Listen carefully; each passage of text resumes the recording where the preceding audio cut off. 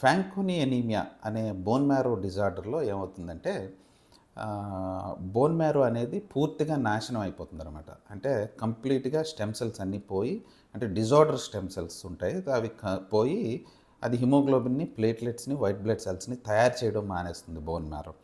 ఈ ఫ్యాంకోనీ ఎనీమియా అనేది hereditary genetic disorder అనమాట. ఇది తల్లిదండ్రుల నుంచి వస్తూ ఉంటుంది పిల్లలకి.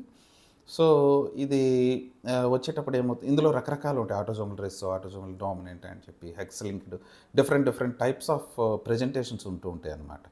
సో, ఈ ఫ్యాంకోనీ ఎనీమియా అనే దాంట్లో ఒక్క బోన్ మ్యారోయే కాకుండా మిగతా అవయవాలు కూడా ఎఫెక్ట్ అయ్యే అవకాశం ఉంటుంది. కిడ్నీలో సమస్యలుంటాయి, బోన్స్‌లో సమస్యలుంటాయి. రేడియల్ బోన్ అంటాం. థంబ్ అబ్నార్మాలిటీస్ అంటే ఈ బొటనవేలు ఉంది కదా! దాని అబ్నార్మాలిటీస్ ఉంటాయి. స్కిన్‌లో తేడా ఉంటుంది. జుత్తులో తేడా రావచ్చు. ఎదుగుదలలో తేడా రావచ్చు.